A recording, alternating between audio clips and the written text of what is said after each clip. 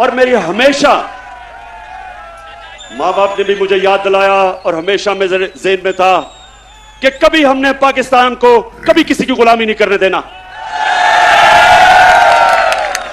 और मेरे एमएलसी के लोगों और जो पाकिस्तान के लोग टीवी पे ये देख रहे हैं, ये सुन लो, ना आज तक इमरान खान किसी के सामने झुका है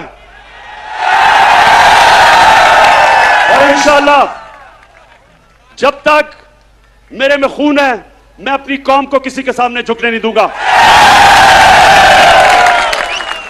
अभी ये जरा सुने, यूरोपियन यूनियन के एम्बेसडर ने खत लिखा पाकिस्तान को कि आप रूस के खिलाफ उसके मुखालिफ स्टेटमेंट दें, उसके खिलाफ वोट दें। मैं ये यूरोपियन यूनियन के एम्बेसडर से पूछता हूं कि क्या आपने हिंदुस्तान को भी ये खत लिखा था? क्योंकि मैं अपनी कौम को याद करवाना चाहता हूं कि ये वो पाकिस्तान था जिसने ये नेटो की मदद की, जो वॉर ऑन टेरर थी, हमने उनका साथ दिया। मैं कभी ना साथ देता, मैं अपनी मुल्क को बाहर रखता उस जंग से, लेकिन उस वक्त का जो सरबराह था उन्होंने उनका साथ दिया। क्या मिला पाकिस्तान को? 80,000 पाकिस्तानियों की जानें गई, हमारा कबायली इलाका उजड़ गया, 35 लाख लोगों ने नकल मकानी की, हमारे मुल्क को 100 अरब डॉलर से ज्यादा नुकसान हुआ। तो क्या मैं अपने यूरोपियन यूनियन के एम्बेसडर से पूछता हूं कि आपने क्या हमारा शुक्रिया अदा किया? क्या आपने कहा कि हां आपने हमारी मदद की थी, हमारी जंग में आपने हमें अप्रिशिएट किया? सारे नेटो के मिला के 10% भी लोग नहीं थे जो इस जंग में मरे, हमारे मुकाबले में जो 80,000 पाकिस्तानियों की कुर्बानी दी गई। तो मैं उनसे आज ये पूछता हूं कि बजाय आपने, जब हमने आपके साथ खड़े हुए थे, बजाय आप हमारा कम से कम शुक्रिया अदा करते, ऐसे आप में से लोग थे जिन्होंने अफगानिस्तान में जो जंग हारी आपने, वो पाकिस्तान को जिम्मेदार ठहराया था। शुक्र करना तो दूर की बात है। और दूसरा, जब कश्मीर में हिंदुस्तान ने इंटरनेशनल कानून तोड़ा, यूनाइटेड नेशंस की सिक्योरिटी काउंसिल की रेजोल्यूशंस की खिलाफ वर्जी करते हुए जो कश्मीर का स्टेटस खत्म किया, क्या आप में से किसी ने हिंदुस्तान से कोई राब्ता तोड़ा, कोई उनकी तनकीद की, कोई तिजारत बंद की? तो हम आपके सामने क्या हैं? क्या हम कोई गुलाम हैं कि जो आप कहेंगे हम कर लें? और मैं मेलसी के लोगों, मैं आपको बताऊं कि इनको ये गलत आदतें पड़ी किधर से हैं। 2008 और 2018 के दरमियान में 400 ड्रोन अटैक हुए पाकिस्तान के ऊपर।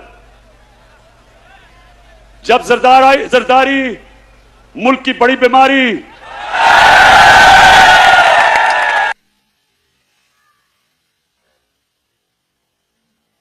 आज़म इमरान खान ने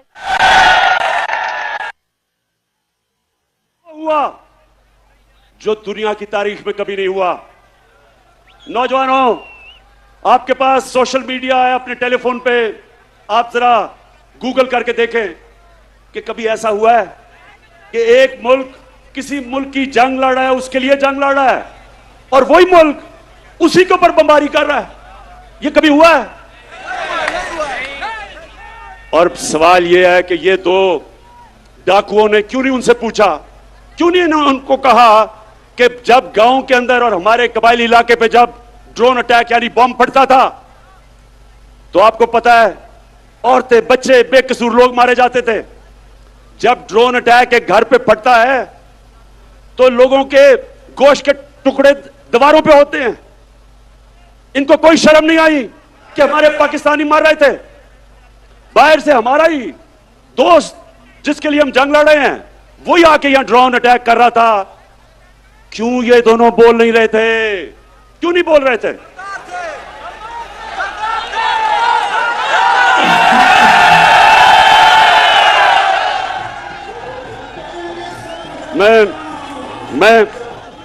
मैं आपको बताता हूं कि ये दो डाकू क्यों नहीं बोल रहे थे। क्योंकि इनके चोरी, इस मुल्क से जो पैसा लूट के इन्होंने बाहर के मुल्कों में और बैंकों में और बड़े बड़े महलात लिए हुए थे, इनको डर था कि जिस दिन ये कहेंगे कि सर ये क्या कर रहे हैं आप, ये ना करें, वो इनकी प्रॉपर्टी जब्त कर लेंगे। आज रूसियों की जो उनकी मगरब में असासे हैं वो जब्त कर रहे हैं। इनको भी वही डर लगा हुआ था। तो ये पैसे के बुत की पूजा करने वाले चुप करके तमाशा देखते रहे और हमारे लोगों का खून होता रहा। बेकसूर लोग बेचारे कबायली इलाके में, उनके बच्चे मरे, और वो जिसके खानदान में लोग मरते थे वो हमारे खिलाफ हमले करते थे, बदला हमारे पे लेते थे, क्योंकि उनको पता था कि हमारी इजाजत से ये ड्रोन अटैक्स अपने मुल्क पे हो रहे हैं। आप बताएं, जब से इमरान खान वजीर आजम बना कोई ड्रोन अटैक हुआ है? ना ही हुआ।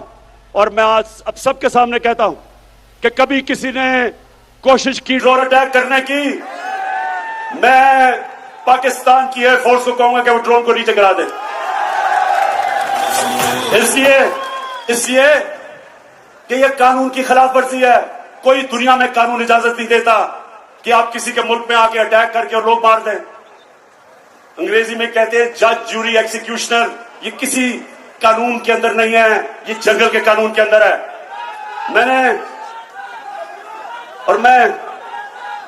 मेरे पाकिस्तान के नौजवानों, मैं ये चाहता हूं, ये गौर से एक बात समझ लें आप।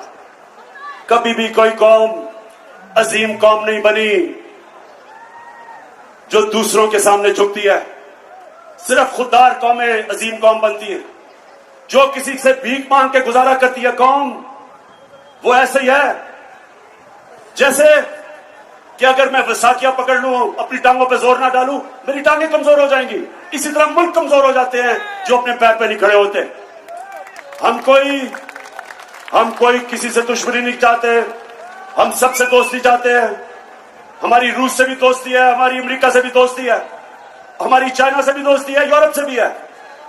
हम किसी कैंप में नहीं हैं, लेकिन क्योंकि हम न्यूट्रल हैं, इंशाल्लाह हम उन मुल्कों के साथ मिलकर एक दिन कोशिश करेंगे कि जो यूक्रेन में जंग है ये बंद हो। इससे बहुत दुनिया को नुकसान हो रहा है। इससे तेल की कीमतें आसमानों पर चली गई, गंदम की कीमतें आसमानों में, गैस की कीमत उधर पहुंच गई है कि ये यूरोप जैसे मुल्क, बर्तानिया जैसे मुल्क में इस वक्त लोगों को मुश्किल पड़ी हुई है। तो इसलिए हम जंग में किसी का साथ नहीं देंगे, अमन में सबका साथ देंगे। अब मैं अपने पाकिस्तानियों, ये जो अदम एतमाद की तहरीक है, इसके ऊपर जरा मैं बात थोड़ी सी करना चाहता हूं। पहले ये लोग कौन है जो अदम एतमाद की तहरीक चला रहे हैं? सबसे पहले मुजरिम नंबर 1 नवाज शरीफ झूठ बोल के सुप्रीम कोर्ट ने उसको सजा दी। बॉलीवुड की एक्टिंग की, रो धो के कि जी मैं तबाह हो गया, मरने वाला हूं, मिन्नतें करके बाहर चला गया। मैं ये सोचता हूं, नून लीग वालों अगर सुन रहे हो तो मेरी बात जरा, मैं चाहता हूं इस बात पे थोड़ा सा गौर करो कि कभी गीदड़ भी लीडर बन सकता है? कभी दुनिया में सुना है कि वो लीडर हो जो खुद धुमधुमा के भाग जाए और दूसरी दफा भागा है? पहली दफा जनरल मुशर्रफ के दौर में तो आसिफ जरदारी ने तब कहा था, आसिफ जरदारी जब आप इकट्ठे होंगे तो जरा याद कराना शरीफों को और नून लीग को कि क्या आपने ये नहीं कहा था कि अटक जेल में टिश्यू के डब्बे खत्म हो गए नवाज शरीफ के आंसू पहुंचते पहुंचते, तो वहां रोना धो के वहां से भागा, झूठ बोल के गया कि मैंने कोई मुआहिदा नहीं किया। फिर वो सऊदी शहजादा आया और उसने मुआहिदा दिखा दिया, फिर कहता नहीं जी वो असल में 5 साल का था, 10 साल का नहीं। अब फिर बाहर चला गया है। अब नून लीग, मैं जरा अपनी, क्योंकि नून लीग में बड़े अच्छे अच्छे लोग भी हैं, तो मैं जरा नून लीग वालों से ये भी पूछना चाहता हूं, अपने जरा बच्चों को कहें जरा गूगल करें अपने मोबाइल पे, कोई इसकी दुनिया में मिसाल मिलती है कि एक मुल्क का 3 दफा वजीर आजम, उसके 2 बच्चे बाहर गए, अरबों रुपए के महलों में रह रहे हैं, वो खुद अरबों रुपए के महल में रहता है, और जब बच्चों से पूछते हैं कि जी ये पैसा किधर से आया, कहते जी हम तो पाकिस्तानी शहरी नहीं हैं, हम जवाबदेही नहीं हैं। यानी 3 दफा मुल्क का सदर, प्राइम मिनिस्टर, इसका मतलब कि वो फिर ये सिर्फ पाकिस्तान को लूटने के लिए आते हैं, पैसा चोरी करके बाहर, छुट्टियां बाहर, ईद बाहर, घर बाहर, शॉपिंग बाहर, और पाकिस्तान सिर्फ लूटने के लिए रखा हुआ है। ये है नंबर 1 जो चाहता है आदमी इत्तेमाद की तहरीक हो, इसलिए कि वो चाहता है कि फिर से उसको याद आ रहा है कि कैसे उन्होंने मजे मजे से पाकिस्तान को पिछले 30 साल में लूटा है। दूसरा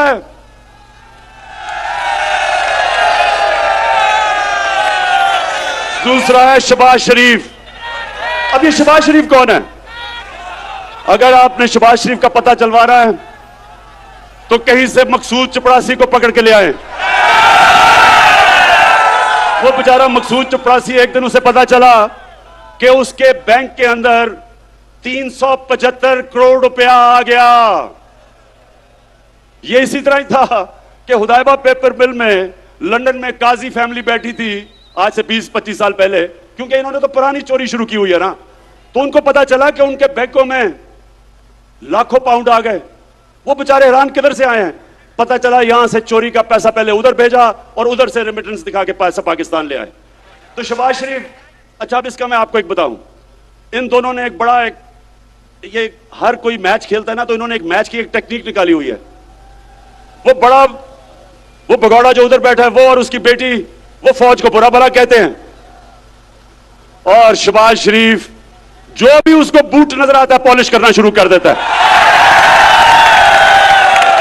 लेकिन शहबाज शरीफ, ये वो जमाना बदल गया, ये वो जनरल जलानी का जमाना नहीं जब उसके घर पे सरिया लगाते लगाते अब वजीर आला बना और फिर अरबोपति बन गए। जमाना बदल चुका है। आपको शहबाज शरीफ जो मर्जी आप कर लें, आपको जवाब देना पड़ेगा कि 16 अरब 1600 करोड़ रुपया आपके नौकरों के अकाउंट में कैसे आया। मैं फिर से नून लीग के पूछता हूं कि आप भी ये पूछे तो सही इससे कि 1600 करोड़ रुपया नौकरों के अकाउंट में किधर से आ गया। अगर हलाल का पैसा था तो अपने अकाउंट में लेते, क्योंकि आपने चोरी का पैसा था तो नौकरों के अकाउंट में। बेटे को भी इसने बाहर भिजवा दिया है, मकसूद चपड़ासी को भी बाहर भिजवा दिया है, अपने दामाद को भी बाहर भिजवा दिया है। भाई यहां तो अदालतें आजाद हैं, क्यों बाहर भिजवाया हुआ है इनको? तो ये है दूसरा जो डरा हुआ है कि इसका केस आने लगा है और अगर केस आ गया तो इसने जेल में होना है, इसलिए ये भी जल्दी जल्दी अदम एतमाद की तहरीक में। और तीसरा है नहीं बीमारी, जरदारी। जरदारी का कमाल यह है कि जब बेनजीर इक्तदार में आई तो आते साथ ही 1 साल ही नहीं लगा, सारी दुनिया में धूम मच गई मिस्टर 10%, कि हर चीज के ऊपर 10% पैसे खींच लेता था। ये वो आदमी था जो बेम्बिनो सिनेमा के टिकट ब्लैक करता था। उसके बाद जो इसने पैसा बनाना शुरू किया, इसके और नवाज शरीफ के ऊपर बाहर के अखबारों के अंदर मजमून आए, किताबों के अंदर इनका जिक्र आया, इनकी चोरी का। बीबीसी के ऊपर फिल्में बनी इनकी चोरी पे। इसी जरदारी को 2 दफा नवाज शरीफ ने जेल में डाला करप्शन पे, और हुदैबा पेपर मिल का जो करप्शन का केस था वो जरदारी ने उसके ऊपर बनाया नवाज शरीफ पे। 96 की असेंबली में आसिफ जरदारी से पूछा गया कि सारे महल आपका है या नहीं है। एक बड़ा महंगा इसने महल खरीदा बर्तानिया में, इसने असेंबली में कहा ये मेरा नहीं है। वो केस हुआ, केस पाकिस्तान जीत गया, सारे महल को बेचा, पैसा पाकिस्तान आना था। इतने में मुशर्रफ ने इसको एनआरओ दे दिया, पैसा भी हजम कर गया वो। ये फिर $60 मिलियन यानी करोड़ डॉलर पड़ा था स्विट्जरलैंड में, पाकिस्तान ने केस किया, पाकिस्तान केस जीतने लगा था, मुशर्रफ ने एनआरओ दिया, वो भी हजम कर गया। ये हैं वो लोग जो सारे मिलके कि जी वो बहुत बुरे हालात है पाकिस्तान के, अदम एतमाद हम लेके आएंगे। और चौथे नंबर पे फजलू, मैं इसको कभी मौलाना नहीं कहूंगा, क्योंकि मौलाना, हम अदब से मौलाना को कहते हैं, मौलाना पढ़े लिखे दीनी लोग होते हैं, हम उनकी इज्जत करते हैं। लेकिन जो डीजल के परमिट को बेच के पैसे बनाता है, और ये सिर्फ पैसे नहीं बनाता, ये ब्लैकमेल करता है। मदरसे के बच्चों को ले आया, इस्लामाबाद में धरना दिया। वो मीडिया ने जाके मदरसों के बच्चों से पूछा कि ये क्यों आए हो तुम धरना देने? उन्होंने कहा जी इसलिए कि इमरान खान यहूदी एजेंट है। उन्होंने कहा कि ये यहूदियों का या साजिश कर रहा है पाकिस्तान में। मौलाना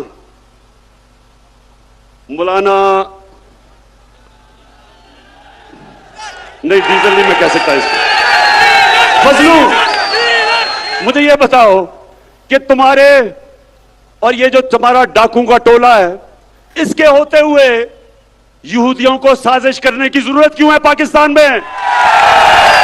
पिछले 10 सालों में 4 गुना, 2008 से 18 तक 4 गुना पाकिस्तान का कर्जा बढ़ा है। 4 गुना, 6,000 अरब रुपए से 2008 में, 60 साल में पाकिस्तान का कर्जा 6,000 अरब था, इन्होंने 10 सालों में पहुंचा दिया 30,000 अरब। तो मैं इनसे पूछता हूं कि जब आपने मुल्क को मकरूज कर दिया, जो भी हम टैक्स में इकट्ठा करते हैं आधा चला जाता है आपके लिए हुए कर्जों की किस्तों पे, तो जब आपने मुल्क को मकरूज कर दिया तो यहूदियों को साजिश करने की जरूरत क्या है? आप ही काफी हैं। फजलू, मैं आपसे, आपकी और मेरी उम्र एक ही है। हमारी उम्र में हमें सोचना चाहिए कि ऊपर वाला कभी भी बुलावा दे दे, हमें अपनी आखिरत की फिक्र करनी चाहिए। और आपका तो थोड़ा वजन भी ज्यादा है,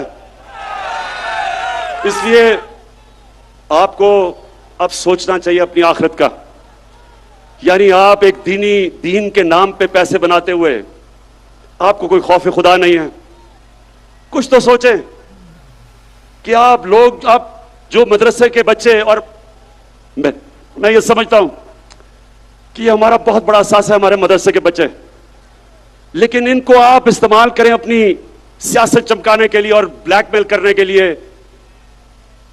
जो मैंने कुरान पढ़ी है और जो मेरा दीन का जितना भी इल्म है, अल्लाह ने आपको माफ नहीं करना। ये 4 लोग मिलके अदम एतमाद कर रहे हैं। और आज मैं अब अपनी आखिर में सारी कौम से पूछना चाहता हूं कि देखें, एक कुरान की आयत है, अमर बिल मारूफ व नही अनिल मुनकर। इसका मतलब है, नौजवानों ये सुन लो, कोई भी दुनिया में मुहज्जब माशरा नहीं बन सकता जब तक इस कुरान की आयत पे नहीं चलता।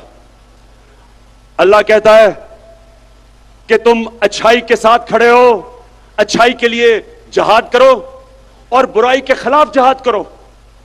इसके ऊपर अच्छे और बुरे की तमीज जब एक माशरा रखता है, उसकी अखलाकियात ऊपर चली जाती है, वो माशरे ऊपर जाते हैं। और जिन माशरों के अंदर कानून की बालादस्ती होती है, कानून की बालादस्ती और हुक्मरानी का मतलब कि कमजोर और ताकतवर का एक ही कानून, जिसके लिए हमारे नबी सल्लल्लाहु अलैहि वसल्लम ने कहा था कि तुम्हारे से पहले बड़ी कौमें तबाह हुई जो ताकतवर चोर को सजा नहीं देते थे और बेचारे कमजोर चोर को जेल में डालते थे। कौम तबाह हो गई है तुम्हारे से पहले कई। अब ये जो चोरों का टोला है, ये सारे जो आपकी कौम को नुकसान पहुंचा रहे हैं, 35 साल से ये नुकसान पहुंचा रहे हैं। मैं 1990 की बात करता हूं।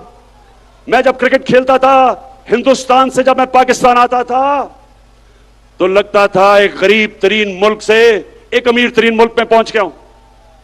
हम उनसे आगे थे, हम सारे बर्रे सगीर में सबसे आगे थे। जब ये चोरों का टोला इस मुल्क के ऊपर मसल्लत हुआ हम सबसे पीछे